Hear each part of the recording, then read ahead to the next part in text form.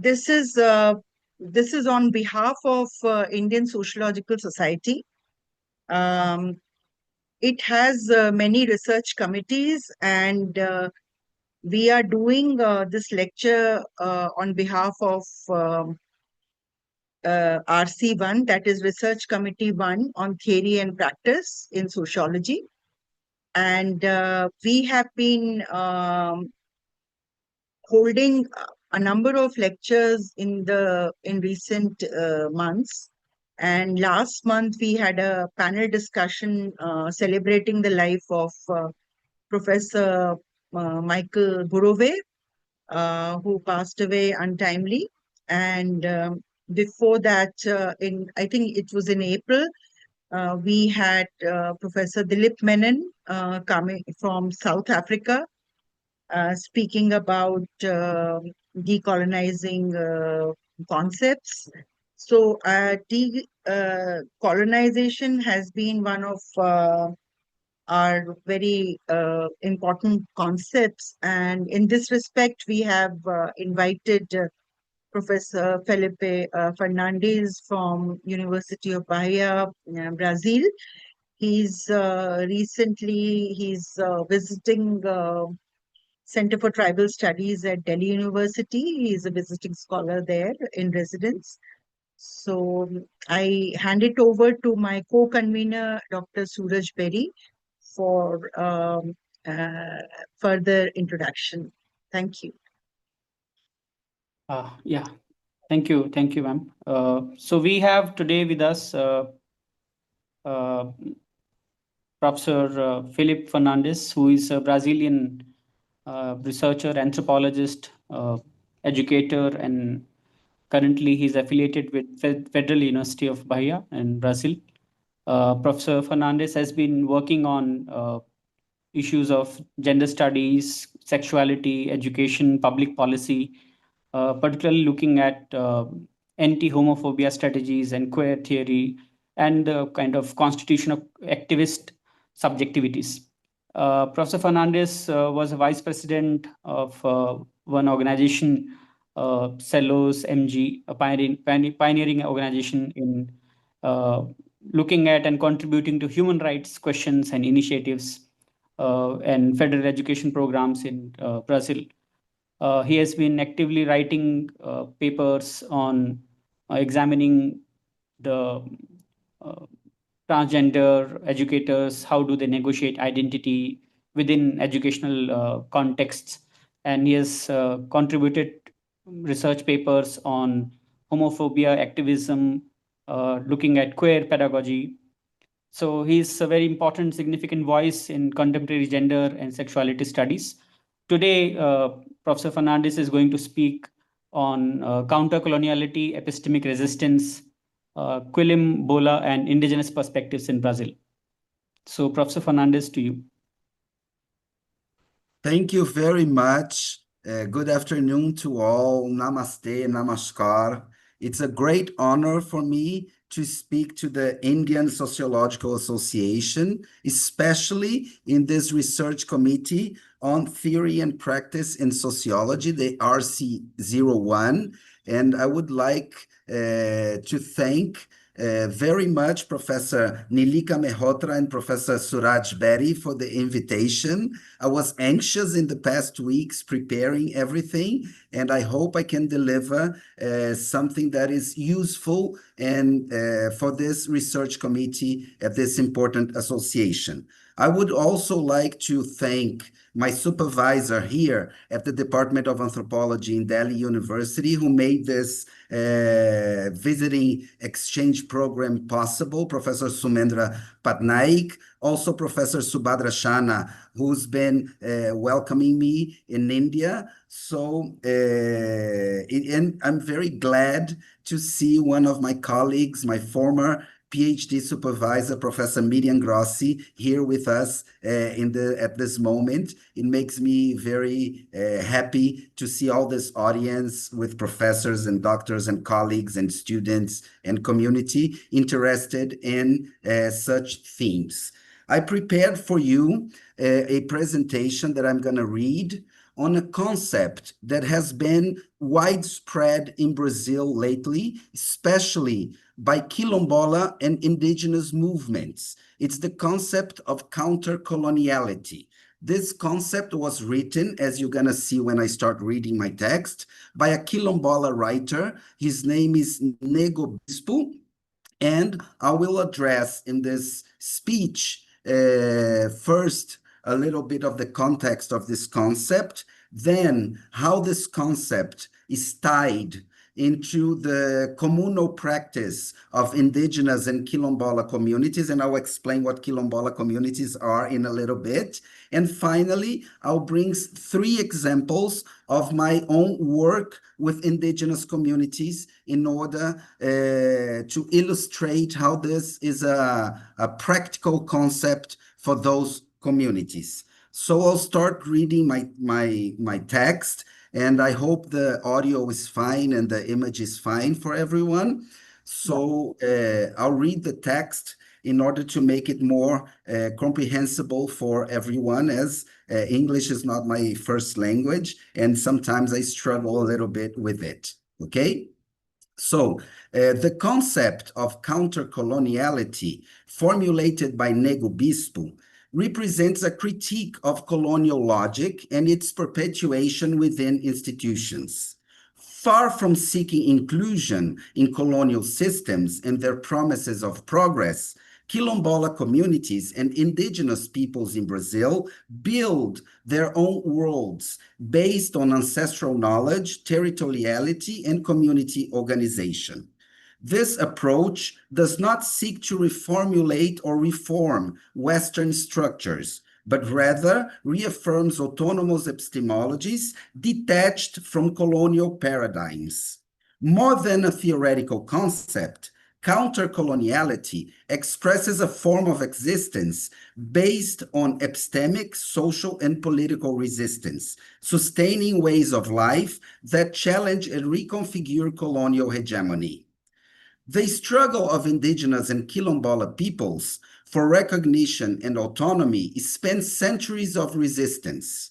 Maria Rosário Gonçalves de Carvalho highlights how these communities, particularly the Pataxó from the far south of the state of Bahia, face historical challenges imposed by the state and the Eurocentric development model, seeking strategies that guarantee their permanence in their territories and the valorization of their ways of life.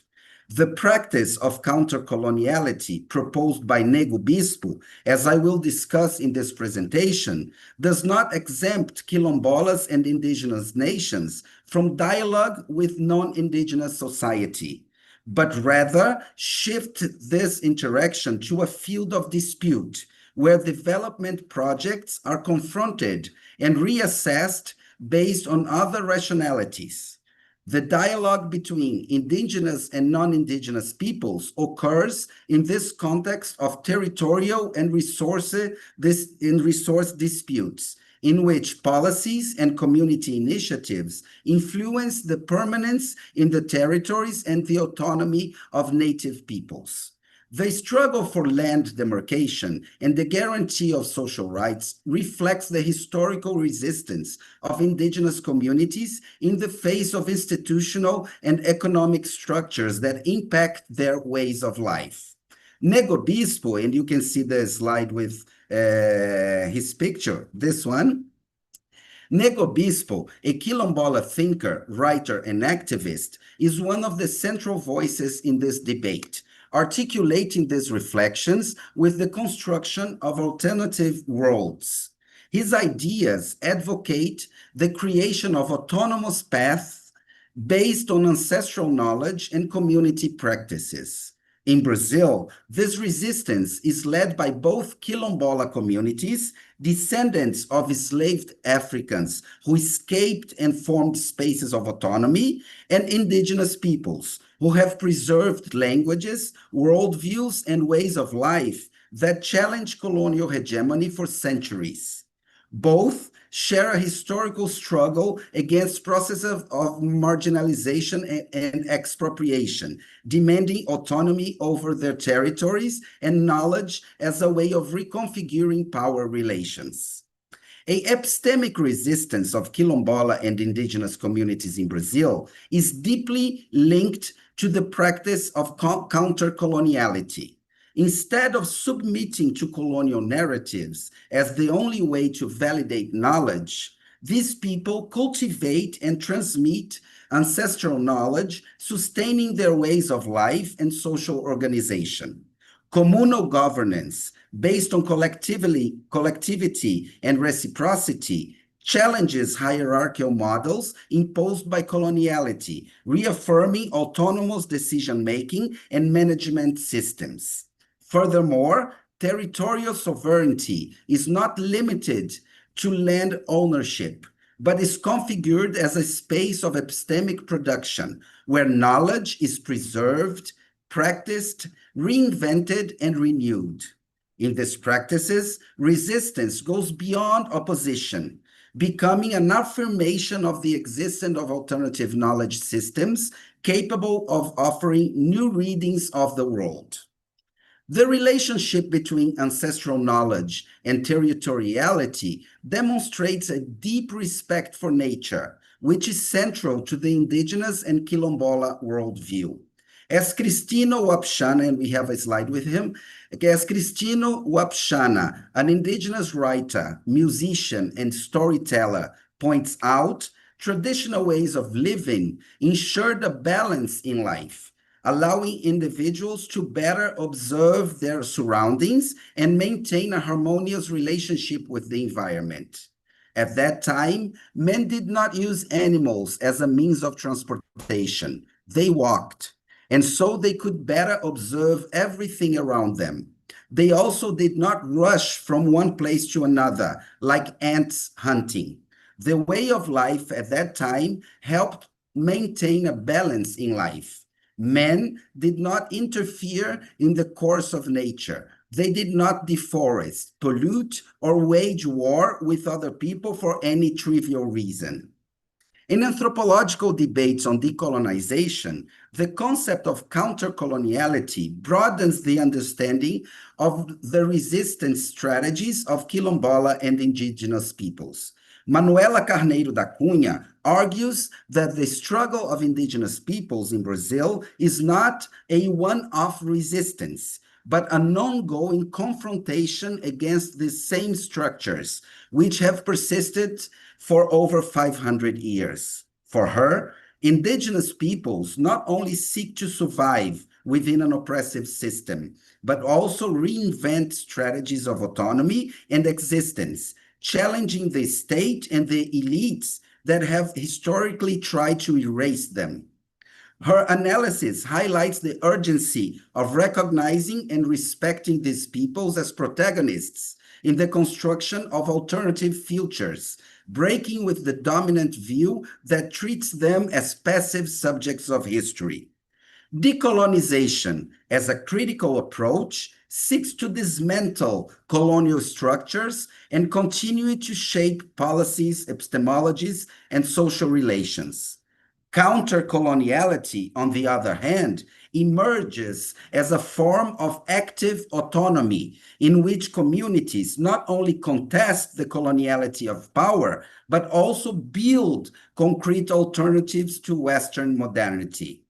This perspective has been fundamental for social movements that defend territorial sovereignty, the valorization of ancestral knowledge, and the transformation of academic institutions.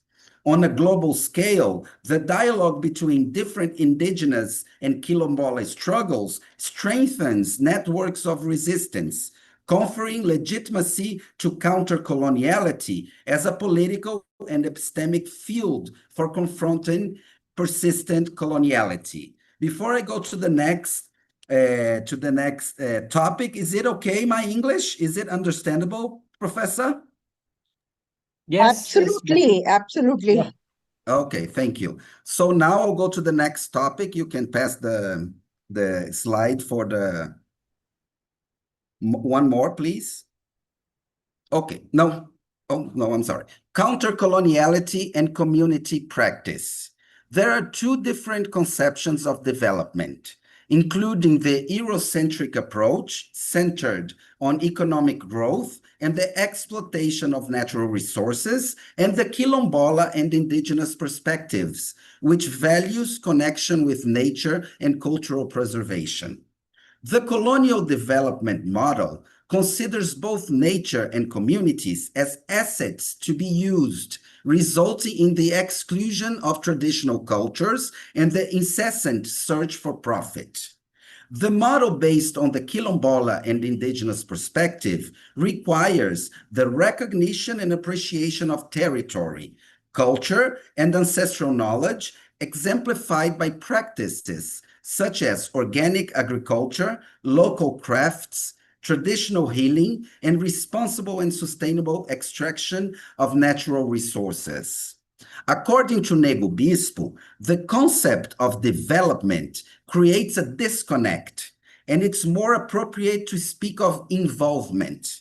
For him, this involvement must occur in various aspects of life, including the relationship with the land, animals, one's own body, agricultural practices, eating habits, the way of building homes, and, above all, the way of expressing oneself and thinking. Ailton Krenak, another indigenous leader and thinker, highlights the importance of interdependence between human beings and the environment as a foundation for sustainable development, emphasizing that for indigenous peoples, the land and its surroundings are a fundamental part of collective identity and not a mere exploitable resources. The opposition between involvement and development is central to the practice of countercoloniality, demonstrating the rejection of the logic of progress imposed by coloniality. Quilombola and indigenous communities in Brazil do not conceive of development as a linear path anchored in economic growth, the exploitation of resources, and integration into dominant structures. Instead, they prioritize involvement, a mode of existence based on collectivity, reciprocity, and the preservation of community ties. This critique of the colonial logic of progress and the development of a Eurocentric approach finds resonance in Daniel Munduruku. There is a slide for him, who highlights the distinct way in which indigenous societies understand their relationship with nature. According to him, by dominating nature, Western man thinks he can achieve happiness. In the context of indigenous society, however, happiness is placed elsewhere and efforts are invested in other fields. Nature is not an object to be simply exploited. It is an attitude of respect. Indigenous societies have achieved a perfect balance using a technology that, compared to that of the West, is very simple. This perception reinforces countercoloniality's critique of the Western conception of progress and its rupture with ways of life based on social environmental harmony. For these peoples, territory transcends its physical dimension, and it's consolidated as an indispensable element for the continuity of life, culture, and ancestral knowledge. By resisting developmental policies that disregard their epistemologies and ways of life, they reaffirm the importance of autonomy, sustainability, and belonging, directly challenging hegemonic discourses on progress and modernity. The epistemic resistance of these communities confronts the linearity of Western development, which presupposes a continuous trajectory towards predefined patterns of progress. This dominant model disregards the multiple temporalities and forms of existence that escape the productivist logic of capitalism and the centrality of material accumulation. In contrast, Countercoloniality rescues ancestral knowledge and recognizes modernity as a plural phenomenon and not as a single and indisputable destiny. Autonomy in this context does not mean independence within colonial structures, but rather the ability to sustain one's own ways of life without the need of external validation. By refusing the imposition of a single development trajectory, Quilombolas and indigenous peoples reaffirm their cosmologies, strengthening alternatives that promote social environmental balance and the continuity of community relations. In this way, their practices not only challenge Western narratives, but reimagine modernity based on diverse experiences and epistemologies. I'm going to the final topic of my talk, examples from work from my work with indigenous peoples. Is that okay? Is everybody understanding the English, the accent? Yes, sure. Okay, Yeah. thank you. So, examples from work with indigenous peoples. Manuela Carneiro da Cunha emphasizes that the struggle of indigenous peoples in Brazil is not just a one-off resistance, but an ongoing confrontation with coloniality, as I spoke in the introduction, with the recognition of territorial and cultural rights being fundamental to combating historical erasure. Within this context, I present 3 experiences from my work with indigenous peoples of the northeastern region of Brazil, focusing on the Pataxó people from the extreme south of Bahia. The Pataxó occupy a significant place in the history of the country, being the first indigenous group to come into contact with European colonizers. The first example addresses an autonomous project led by this community in tourism management, aiming to strengthen their economic and cultural sovereignty. The second deals with a tutorial education program aimed at indigenous students at the Federal University of Bahia, where I worked as coordinator between 2021 and 2024. Finally, I present the initiative to create a teacher training course at undergraduate level, also at UFBA, where I worked as coordinator during 2024 and early 2025 before coming to India. The work I have done with the Pataxó people has allowed me to understand some of the strategies of cultural and territorial resistance employed by this community. Education plays a crucial role in strengthening indigenous identity, acting as a link between generations and ensuring the transmission of traditional knowledge. The lack of schooling and higher education for older generations has elevated education to a central point on the agenda of these communities, and it is deeply valued even in contexts of extremely precarious educational conditions. However, this search for schooling often leaves indigenous students in a vulnerable situation in the first years of higher education, given the mismatch between their traditional forms of learning and the current institutional models. Since the enactment of 1988 Constitution, differentiated education has been consolidated as a constitutional right, promoting pedagogical initiatives within indigenous and Quilombola territories themselves. These initiatives incorporate ancestral narratives, indigenous languages, and ritual practices, strengthening belonging and collective identity. At the same time, the struggle for the recovery and demarcation of lands constitutes one of the pillars of countercoloniality, ensuring that indigenous territories remain spaces of epistemic production and political autonomy. Thus, the resistance of the Pataxó people transcends the mere demand for rights. It manifests itself in the creation of spaces for learning and cultural strengthening, ensuring the continuity of community life and challenging the imposition of external models of development. A striking example of Pataxó autonomy, and I had the opportunity to present a more dense paper on this example at BHU, Banaras Hindu University, in April. A striking example is the Reserva da Jaqueira project. Created in response to the need for cultural preservation and political empowerment, the reserve represents a collective effort to safeguard Pataxó traditions while incorporating sustainable tourism as a tool for economic and social autonomy.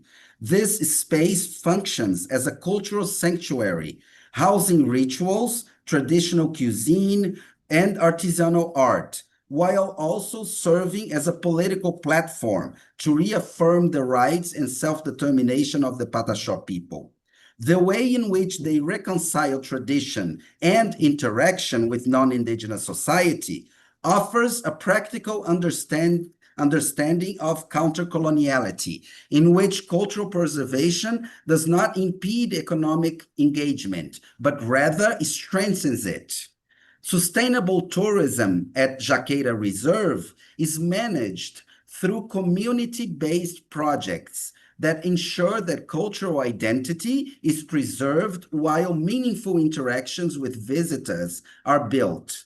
Activities are carefully structured to reflect traditional practices, such as ancestral narratives, rituals, indigenous cuisine, hunting techniques, and craft demonstrations, ensuring that this is very important, ensuring that indigenous narratives remain under the control of the community itself.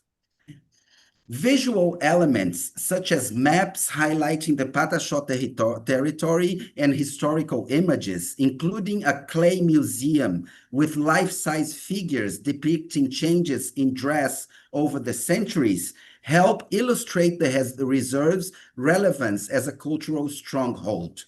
This approach not only sustains the community's economic growth, also strengthens the transmission of ancestral knowledge, ensuring that future generations can continue the cultural and political practices that underpin their autonomy. The recovery of traditional territories by the Pataxó embodies countercoloniality, going beyond the simple claim to land ownership, to reaffirm the preservation of spaces essential to the maintenance of ancestral knowledge. Indigenous territories are not only places of residence, but environments of epistemic production, where cultural practices, rituals, and traditional knowledge are continually transmitted. The occupation and reappropriation of these lands breaks with the colonial logic, which has historically fragmented and delegitimized indigenous ways of life, allowing the Pataxó to rebuild their community relations and reinforce their autonomy. As Davico Penawa points out, white people, and I quote, "White people do not know the forest. They do not know how to talk to the spirits, and they do not listen to their words. They only think about cutting down the trees, digging up the earth, and spreading smoke. For us, the forest is our home, our thoughts, and our life. Without it, our spirits move away, and the sky could fall on us." That is why territorial recovery is not limited to the physical preservation of the land, but guarantees the continuity of a worldview that challenges colonial paradigms and claims the right to exist on its own terms. Returning to the field of indigenous education, to which I have dedicated myself most intensely, Edson Caiapó criticizes the persistence of coloniality in higher education, highlighting how the official historical narrative often marginalizes indigenous peoples and Quilombola peoples and reinforces colonial structures. For him, and I quote, "A decolonial shift is essential to reposition indigenous people as protagonists of national history, breaking with perspectives that keep them on the margins of institutionalized knowledge. Luis Rufino complements this analysis by stating that, and I quote, education cannot be limited to conformity and universalist daydreams. On the contrary, it must be understood as a living radical that makes it possible to confront the dictates of the colonial agenda. Both reinforce the urgency of a counter-hegemonic education that not only allows indigenous and Quilombola peoples to access the institutions, but transforms higher education into a space for recognition and epistemological affirmation. In this context, the tutorial education program Indigenous Communities of UFBA has played an essential role in valuing indigenous epistemologies within the academic environment, promoting a space for the exchange and recognition of original knowledge. Unlike the traditional approach, which imposes Western models of learning, the program enables the integration of indigenous knowledge, respecting their own ways of transmitting and understanding the world. The presence of indigenous students at the university, supported by initiatives such as the tutorial program, challenges the hegemony of Eurocentric knowledge and highlights the need for an education that recognizes and legitimizes multiple forms of epistemic production. In addition to facilitating access to higher education, the program promotes interactions, connections between indigenous and non-indigenous people, creating an environment of collaborative learning and destabilizing historically exclusionary academic structures. Now, at the final example, the Intercultural Indigenous Bachelor's degree at UFBA represents another significant advance in the autonomy of indigenous peoples, allowing formal education to be shaped based on their own epistemologies and community needs. Unlike traditional curricula, which often ignore the cultural and political specificities of indigenous peoples, this degree integrates knowledge, indigenous languages, and methodologies that respect their own ways of transmitting knowledge. The educational autonomy provided by this model strengthens a counter-hegemonic pedagogy in which indigenous people not only access higher education, but also take an active role in the formulation of curricula and teaching strategies. In this sense, the degree is not only an academic space, but is configured as an instrument of resistance and valorization of indigenous epistemologies, ensuring that educational training contributes to the consolidation of identities and strengthening of the political struggles of these communities. Indigenous education is established as a tool of resistance, allowing native peoples to preserve and strengthen their cultural identities while building counter-hegemonic and counter-colonial alternatives. Unlike the traditional educational model imposed by colonial structures and based on the marginalization of indigenous knowledge, indigenous education values orality, rituals, and the relationship with the territory as fundamental elements of the learning process. This model not only ensures the intergenerational transmission of knowledge, but also asserts itself as a political instrument, promoting indigenous protagonism in the formulation of curricula, methodologies, and pedagogical practices that reflect their worldviews and community needs.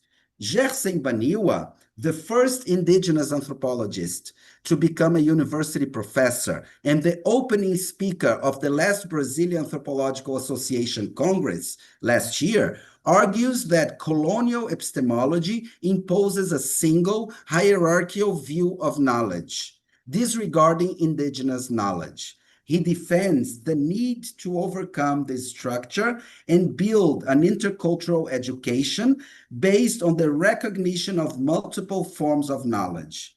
By consolidating itself as a space of resistance, Indigenous education redefines the criteria for validating knowledge and challenges conventional academic structures, reaffirming the right of Indigenous peoples to learn, teach, and transform their realities based on their own references. Now I'm going to the conclusion, to the final considerations. Is everything okay, Nilika? Yeah, it's going well. Okay, so final considerations. Countercoloniality transcends the theoretical sphere and is embodied in the experiences of Quilombola and indigenous peoples in Brazil. More than a passive resistance to the imposition of colonial values, their practices construct their own alternatives for existence based on ancestral epistemologies, community relations, and territorial sovereignty. The preservation of traditional modes of governance, the strengthening of indigenous languages, and the reaffirmation of autonomous forms of social organization materialize this daily confrontation. By rejecting the search for inclusion in colonial structures and, instead, cultivating their own paths, these communities demonstrate that countercoloniality is not only a critical concept, but a lived and constantly reaffirmed reality. Their practices not only question the hegemony of Western thought, but also offer sustainable models for building more plural and just societies where multiple modes of existence coexist without subordination. Quilombola and indigenous epistemics resistance is not limited to the critique of coloniality. It manifests itself in concrete forms of social and political organization that challenge hegemonic structures and build sustainable alternatives. By reclaiming and strengthening their community practices, these populations not only reject dependence on colonial institutions, but also reaffirm autonomous models of governance and economy. The collective management of territories, the valorization of subsistence economy, and the relationships of reciprocity between individuals and nature exemplify how their forms of existence challenge the logic of the market and predatory exploitation. In addition to resisting, these communities reconfigure the meanings of progress, development, and social justice, prioritizing ecological balance, collective well-being, and cultural continuity, which these communities synthesize around the political project of living well. Thus, epistemic resistance is not only an act of opposition to colonial narratives, but an affirmation of possible worlds in which knowledge and practice work together in the construction of more just and diverse societies. As Ailton Krenak, that I already quoted, points out, colonial and productivist logic distance humanity from interdependence with the natural world, promoting its unbridled exploitation. He observes that, and I quote, "We have become alienated from this organism of which we are a part, the earth, and we have come to think that it is one thing and we are another, the earth and humanity. This separation has allowed us to exploit, destroy, and consume without remorse, as if we were dealing with a disposable object. But the earth is not a resource, it is a living being, and our existence is intrinsically linked to it." This criticism connects directly to indigenous and Quilombola epistemologies, which have always understood territory as a space for coexistence and production of life, and not as a mere exploitable resource. The recognition of countercoloniality practices in academic and political spaces is fundamental to broaden the reach of Quilombola and indigenous epistemologies, ensuring their legitimacy in the formulation of policies and in the production of knowledge. For a long time, universities and government institutions operated under Eurocentric paradigms that neglected or undervalued traditional knowledge, treating it as secondary or non-scientific. However, by valuing and integrating this knowledge in academia, the path is paved for more plural methodologies and scientific production that dialogues with local realities and community experiences. Strengthening the dialogue between universities and communities enables the collaborative formulation of educational policies, respecting the needs and worldviews of Quilombola and indigenous peoples. This recognition transcends historical justice. It is fundamental for the construction of a truly inclusive academic and political environment in which multiple knowledge systems coexist and are legitimized. Finally, the consolidation of indigenous and Quilombola epistemologies is crucial to building a world where multiple forms of existence coexist equitably. Recognizing these forms of knowledge as legitimate not only combats the marginalization imposed by coloniality, but also contributes to the formulation of sustainable and socially just alternatives. Supporting these epistemologies means valuing the diversity of thoughts, practices, and cosmologies that offer concrete paths to address contemporary challenges, such as the environmental crisis, social inequality, and the struggle for the sovereignty of native peoples. However, this recognition cannot be limited to academic or political discourse. It must translate into policies, access to resources, and decision-making spaces in which indigenous and Quilombola knowledge is respected and meaningfully integrated. Valuing these perspectives as fundamental to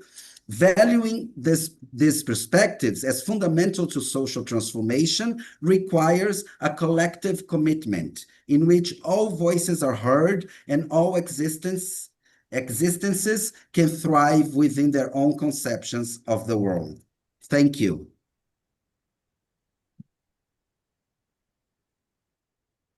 Thank you very much, Professor Fernandes, for this very interesting discussion. I thoroughly enjoyed, and I'm sure the participants here, they would definitely agree with me that this discussion actually brought in so many kind of analogies with the Northeast Indias, where different communities live, and there are different studies which kind of explore similar questions here as well. So thank you very much. Yes, thank you, Professor Fernandes, for this very thought-provoking, lecture. I can very clearly see the parallels between the Indian and the Brazilian case, and there are so many, similar kind of counter resistance strategies in the Indian situation also. But I was wondering because, we have been looking at the Indian situation, and I would like to bring in India. Why? Because most of our audience is drawn from here. And just to understand what has been the role of state. Because in the context of India, for instance, we do not recognize the term indigenous and prefer tribal over indigenous. The second is that Indian state, right from the independence, has been formulating policies for the tribals, and though there is a great deal of heterogeneity across India, but it has in some way tried to empower the people. In recent years, uh, a middle class has also emerged, which is trying to articulate the, some kind of a anti-state and anti-colonial anti-modern kind of, discourses, but they haven't been as successful as I can see in the Brazilian case. So the question is also linked to their political representation.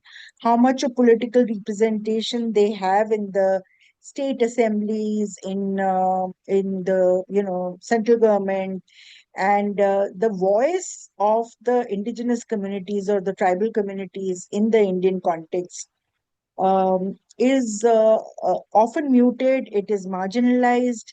And in what ways, Brazilian indigenous people have been able to register their presence in the public spaces, in the so-called mainstream, non-indigenous context. So, these are immediate, questions that came to my mind, but you can collect, questions and respond to them.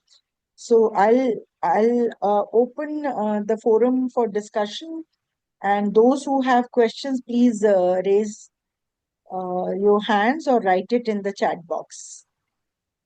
Hello. Yeah, I was just in continuation with what Nilika has said. I just wanted to ask that in indigenous people in India are not only not given recognition as indigenous, because it's not recognized, so they do not have any of the rights that pertain to indigenous people. Secondly, their protests are also at times very violently subdued. I mean, I will not go into details of this, but the state reaction is not at all favorable. Yes. So in that sense, exactly in just to support what Delika was saying, how, like, at least in Brazil, I can see that they are living, and they are protesting, and they have this counter, they have the space for some kind of counter-colonial movements. But this is being increasingly denied, or rather has never been given to the indigenous people of India, the so-called indigenous people of India, whom we call the tribe. So, in that comparative perspective, I just wanted to ask that is the state congenial to the counter-colonial perspective, or are they also, there is aggression or there is violence against them? Nilika, should I answer both of you now? Yes, please. Well, thank you, Subhadra, for the question. First of all, it's important to mention that until 1988, indigenous, we call indigenous, but here in India, tribal, okay? When we say indigenous, you can translate it for tribal communities, okay? That's it's the translation possible. Until 1988, before the promulgation of the Constitution, indigenous communities were not considered citizens of the Brazilian nation. They were considered tutoring populations. The state took care of them. For example, if they want to travel from a city to another, they had to go to the governmental sector and ask for authorization. There is some big images in our history from the 80s of an indigenous leader who was invited by the UN to perform a conference. It was denied by the government, so he could not go. So it was very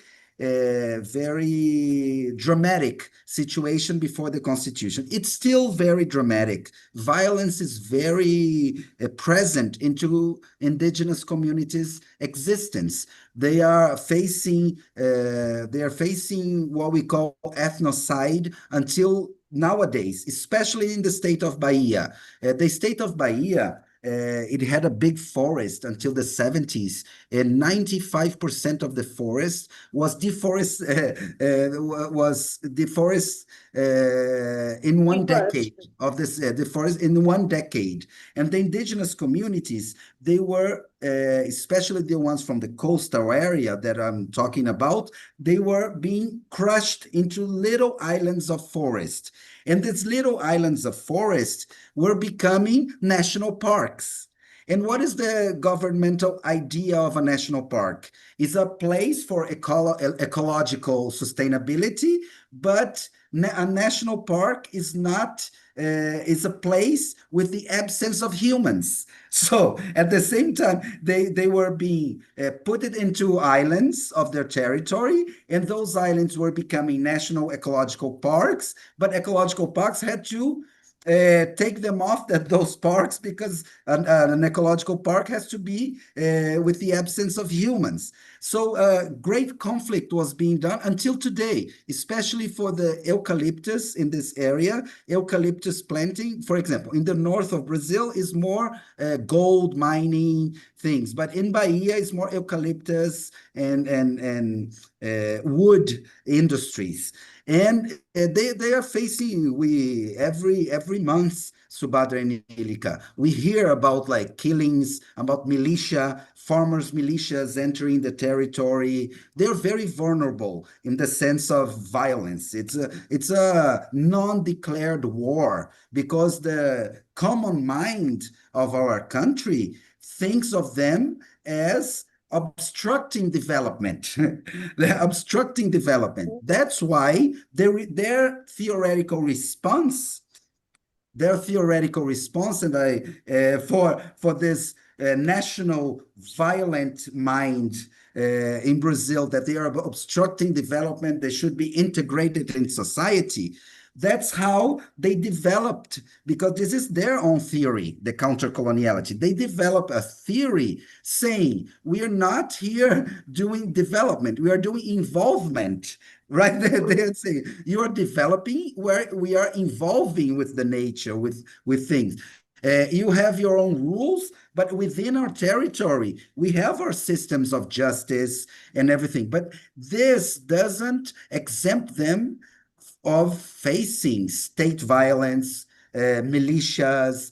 It's very difficult. Even Shubhadra and Nilika, in the academic environment, we face a lot of prejudice. People who look at them, they are not wearing the traditional clothes when they come to the university. And they say, oh, you're not a real indigenous person. You are not a real tribal person. You are fake. You are here just to get affirmative action. So, Nilika, one of my goals to come to India, and my supervisor knows it, was to strengthen my knowledge about affirmative action, how it was built here in India, because in order to make university education a more plural in Brazil, this is something that I came to learn, because I truly, as working with them for the past 5 years or 6 years, I truly believe in the connection of knowledge that they propose. And India, when I came here, was especially because of the affirmative action. I'm not saying it to put your how do I say, to lift your esteem, okay? I'm saying it was truly something that I came wanting to understand in order to make it happen a little bit more in Brazil. So they have, since the beginning of 2000s, Nilika and Shubhadra, the indigenous movement, they are trying to leave those tutoring mentality, because the new constitution made them citizens.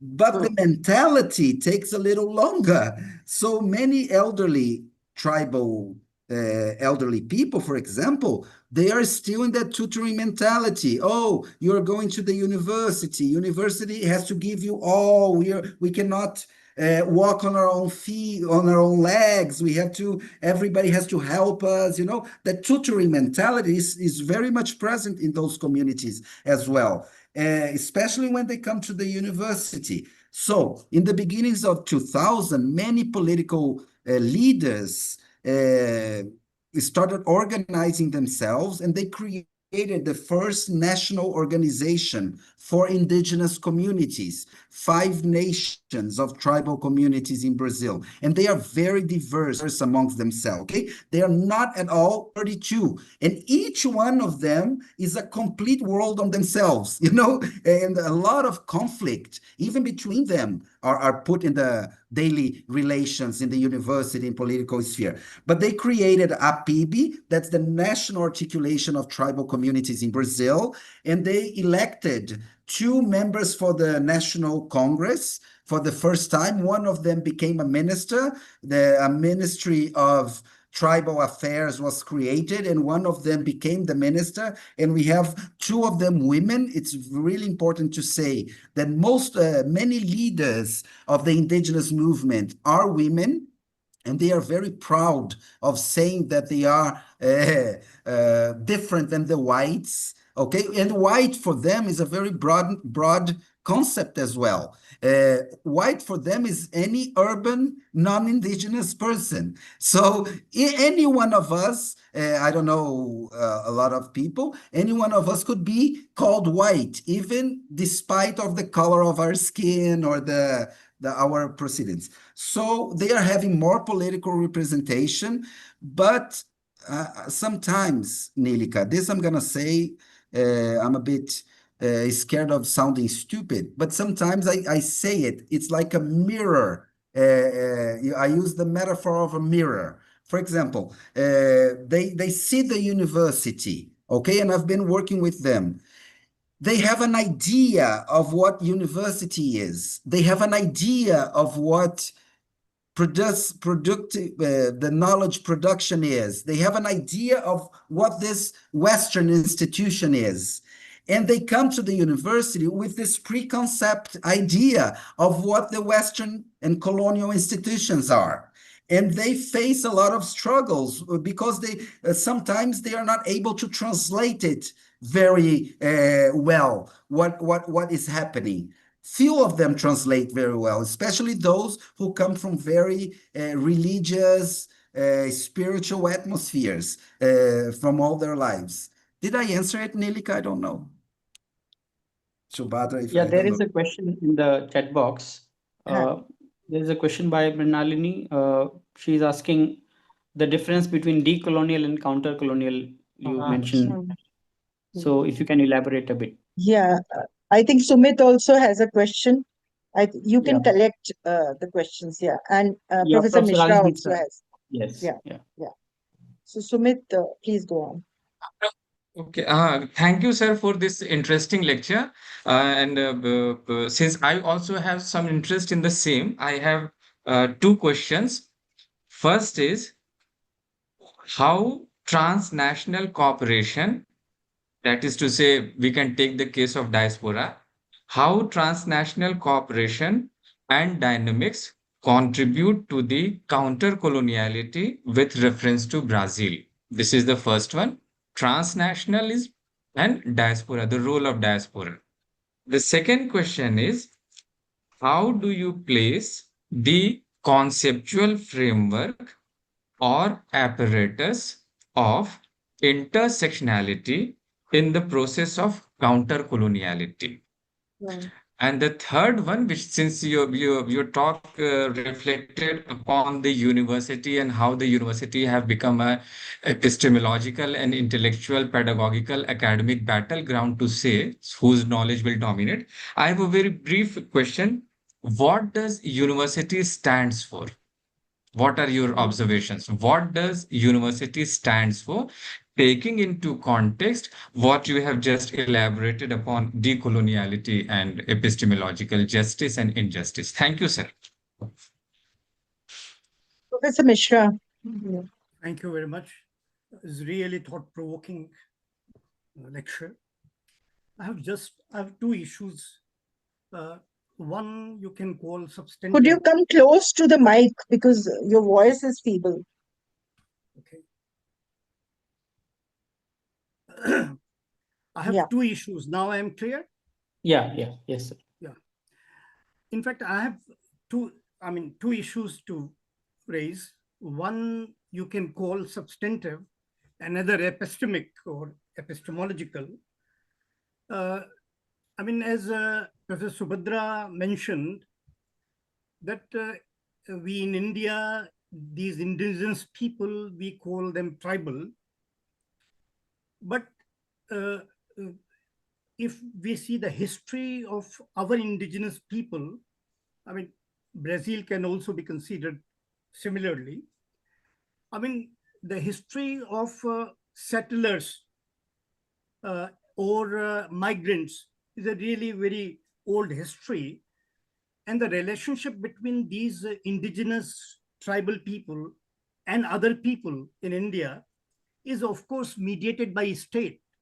And there is some kind of a state capturing of state, you can call, or indigenous people are less representative in the state, they're less representation. So there is the conflict between people, indigenous people and other people is always state violence is against state indigenous people. So the relationship between coloniality or counter-coloniality would be a relative one. Would it be appropriate to call counter-colonial only against Western colonialism or other kinds of colonialism? This is one question, one issue. The other issue is more epistemic, and because I hail from a tradition where this issue between tradition versus modern was debated for a century in Lucknow sociology or Lucknow Department of Sociology. So considering that in the mind, I think that there is when you talk of modernity, you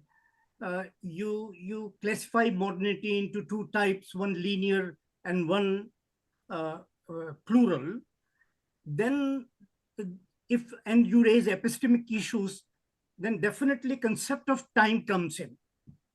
The concept of time in the indigenous tradition is always a different kind. It's a cyclical kind of concept. It is where past and present are merged. They are synthesized. But in the Western tradition, what we call the concept of time is a linear one. So when you talk of some kind of synthesis between these two, perhaps it is very difficult to synthesize or to combine these two types of modernity. But my question would be, then counter-coloniality would be an alternative to modernity issue rather than modernity issue.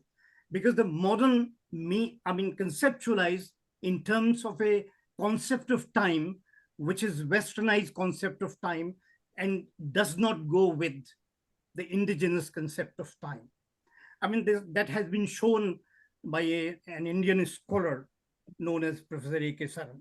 So these two issues, one is more philosophical, one is substantive. I wanted to raise these two observations. Thank you very much.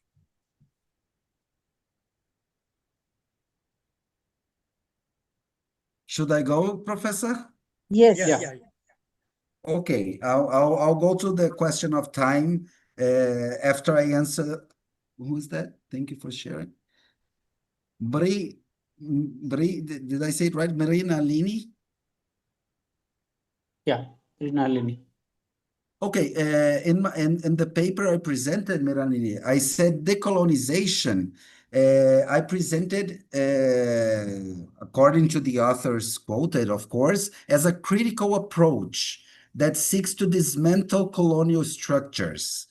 Okay, and countercoloniality would be a practice of autonomy. I think that is the kind of the difference. But it's the same framework of discussion, right? But it's kind of how they differentiate countercoloniality as a space for autonomy rather than a criticism with the goal to dismantle the colonial structure. I don't know if I answer you right. Dr. Schumett, those are very, let me think a little bit. Okay, indigenous communities, doctor, they have limited access to abroad, okay, to going abroad. Some countries, at least as I've been following them, some countries, they have more relationships with the indigenous communities than others. For example, France is a place where lots of indigenous leaders, they go and come back and have like interactions, okay? And also sometimes nowadays, especially with the reappropriation of museum artifacts, they've been traveling throughout Europe and sometimes the North America, you know, but especially Europe. This circulation, international circulation of indigenous, especially indigenous researchers, it's very recent. It was not something that was very common before, but now it's being more.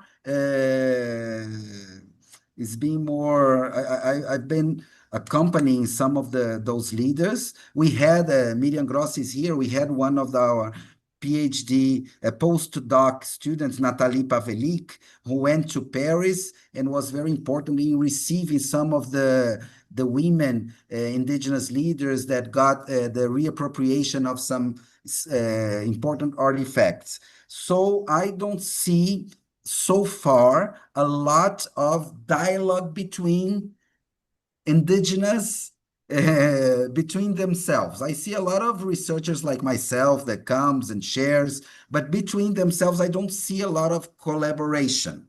But at least in South America, they do a lot. The Bem Viver, the well-being, the well-living project. In the South America, they have a lot of dialogue, especially the feminist indigenous movements. They share a lot, but I don't see a lot of transnational cooperation so far because everything is too recent. For example, at UFIBA, the first indigenous student we got at UFIBA was in 2005.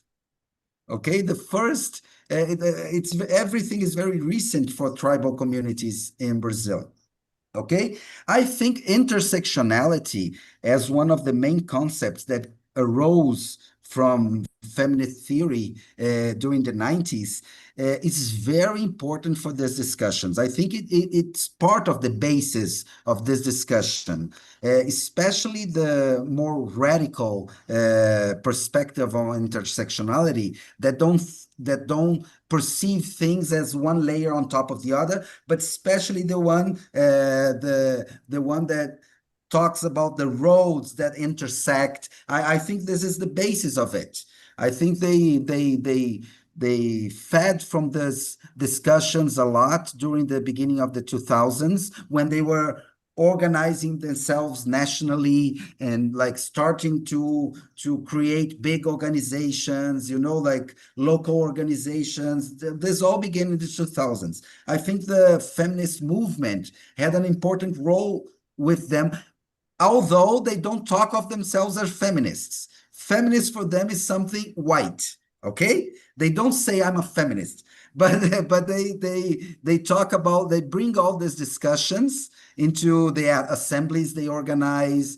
You know, I think it's very, very important. What university stands for, because they said, they have a saying, I'm going to quote them, okay, Dr. Schumit? I know that you asked for my own perspective, but I'll quote them. They say, sure, sure. Yes, they say from the north, Brazil is a very huge country. You know, it's bigger than India, right? But not in population, but in territory. From the north to the extreme south of Brazil, if you go to indigenous communities, tribal communities, they will have the same saying. We don't have to fight with our guns anymore. Not only guns, but also the arm. I don't know how to say our weapons anymore. Now our fight, we use a pen wherever you go. So they truly believe, and this is sometimes for a professor like myself, sometimes it's kind of sad, okay? I'm not going to say I'm happy with this, because sometimes they truly believe that coming to the university and doing an undergrad, getting an undergrad diploma, they truly believe this is the way to win the war. They understand they are in war, they are being erased, they don't have their voices heard.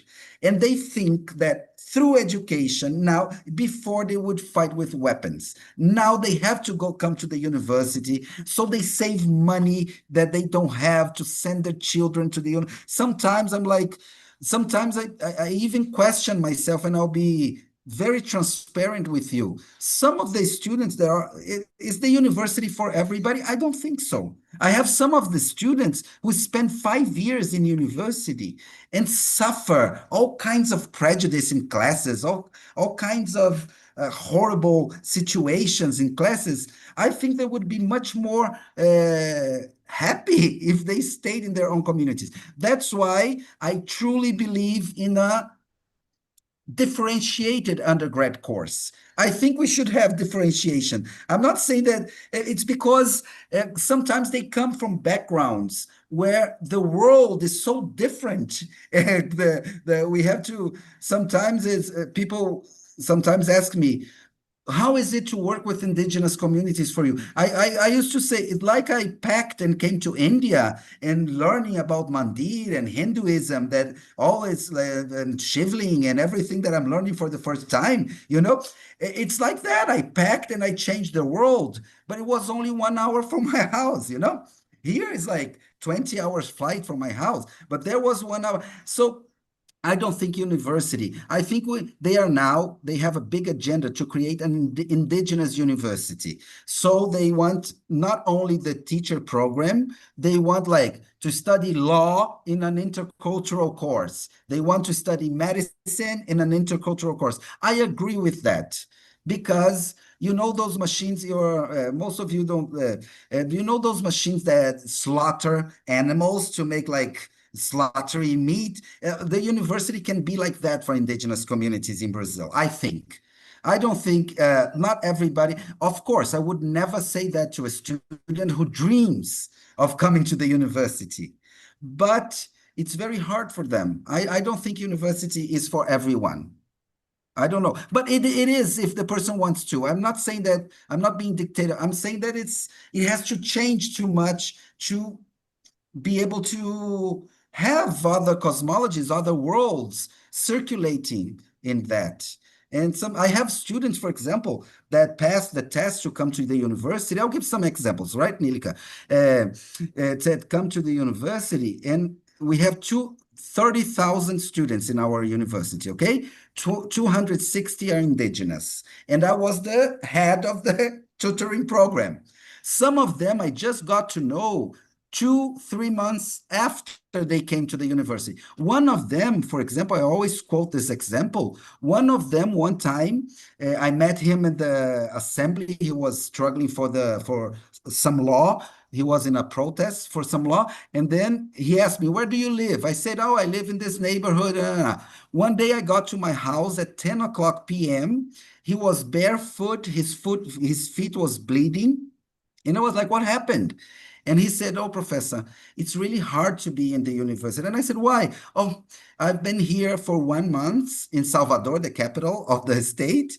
And I don't have nobody rents me a house. I don't know how to rent a house. I don't know how to use a bank. I'm serious. And I'm hungry. I haven't had a proper meal for 1 month. And he was the first one of his nation to come to university. And then I took him to my apartment. I gave him a meal. And then next day I went to the university, the affirmative action office. And I said, I have this student, he's this. It's not for everybody. And now, unfortunately, this student who was but they come with this belief that university is the major weapon they have today. They of course, they close the roads, they go for direct conflict with police, with militia, but they have this belief that in a long term, only university, only education will save them from this genocide. And it is sad because unfortunately our own universities are not prepared for that. And I don't know. I'm not very transparent to them about it. At the same time I am, but at the same time they know. I don't know. It's really hard. And for Professor Professor, oh, wait just a second. Mithra, Professor, in Brazil, Quilombola movement has a theory for time as well.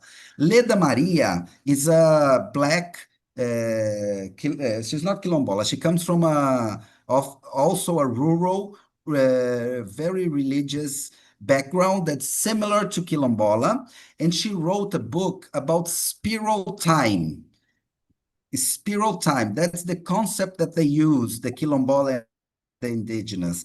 They say mostly that spiral time,